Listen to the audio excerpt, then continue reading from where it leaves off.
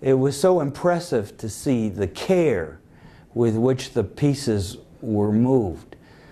Did you oversee all that, and how much preparation had to go into just the movement of one of these phenomenal statues? The movement lasted with the preparation. We had a long preparation for almost 1 year. We had a very good engineer. He designed every detail.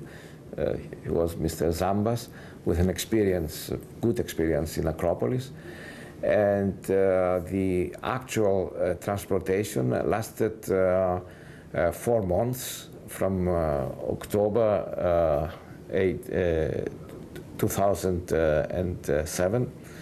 And of course, it was a very accurate work for a distance of no more than 300 meters. We needed about 2.5 hours to move very slow the pieces through 3 huge cranes, transporting from one crane to the second crane, from the second to the third, and the third crane landed the pieces on the terrace of the museum. It was really a spectacular action, and we are very happy that we finished this action without any damage. How many people can you estimate have been involved in this project over the years?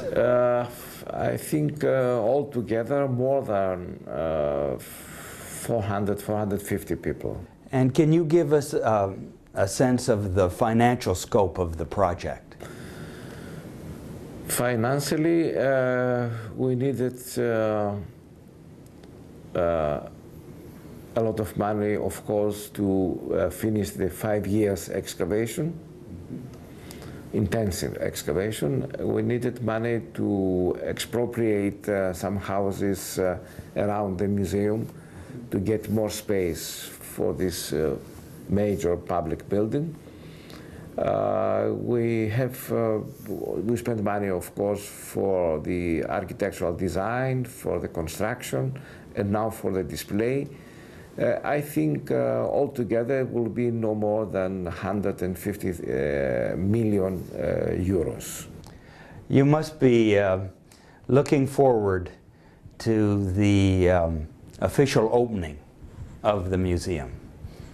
Of course, we are looking for the official opening, and before we do that, we started to open the museum every day, 2 hours, for the people to come inside to have a taste from the museum and to win experience from the small scale use of the museum. Perhaps we can, not perhaps, I'm sure we can correct some mistakes or some details to make better of the museum. And also we follow the reaction of the visitors to use this experience for the installation of the museum. And the final opening, it will be late this year, we hope so. I read that the old museum had as many as 1.5 million visitors in a year. I suspect that there'll be more that'll be coming from all over the world to see the new museum. Do you expect many more to come? And what are your hopes and aspirations for the experience that they will have once they've gone through the museum? Our target is in a few years to double this number. The museum is designed for more than 3 million visitors a year. Of course, the visitors, there are tourists from around the world, and most of them are visiting the museum in August and September, the peak visiting of the museum. We have days in Acropolis, for Acropolis, with 10,000 or more than 10,000 visitors a day. And I think the museum, first of all, is a new presentation, and it will be interesting for the people to see that. It is very convenient for the visitors because they can come using the underground. The station is just outside of the museum. They can visit the museum, they can get information in the museum, see the finds from the Acropolis in the museum, and after they can make the walk up to the hill of the Acropolis. What will attract the visitor to the new museum are its treasures.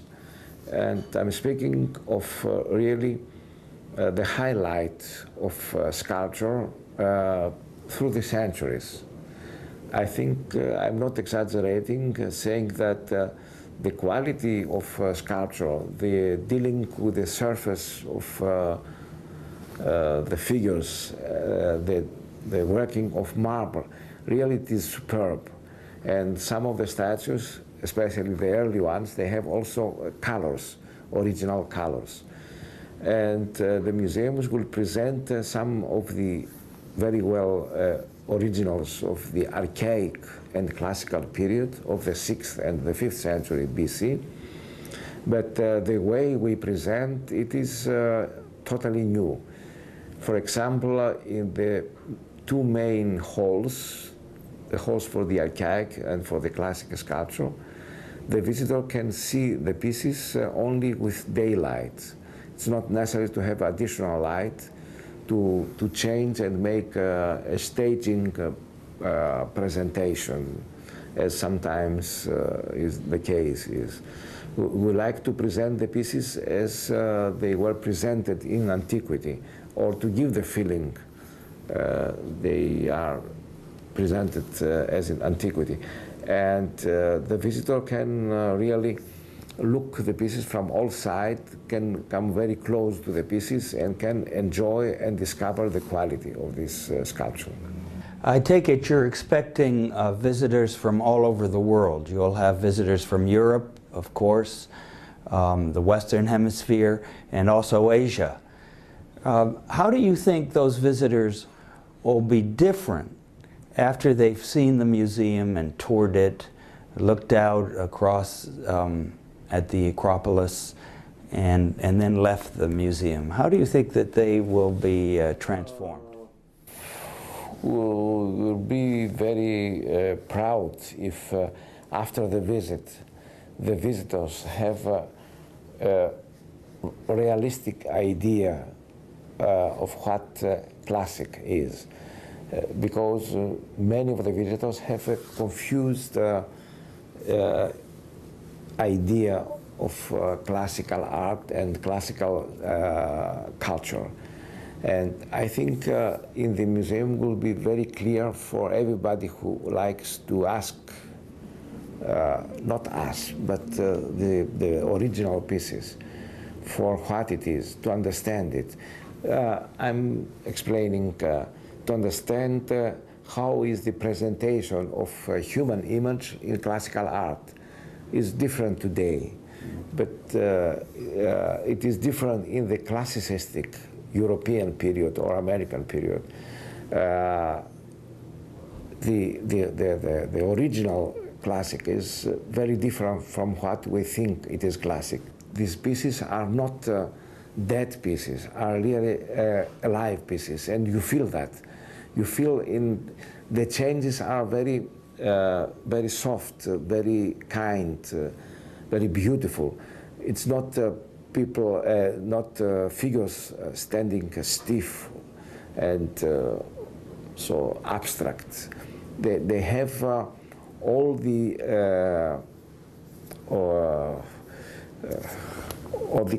what we say classical experience, but they are also human. It's a mixture of official and everyday life. It's really something very difficult to describe, but you can see and feel that if you see the pieces. Thank you so much for this interview, and we look forward to seeing more about the opening and the impact of this classical vision on the modern world.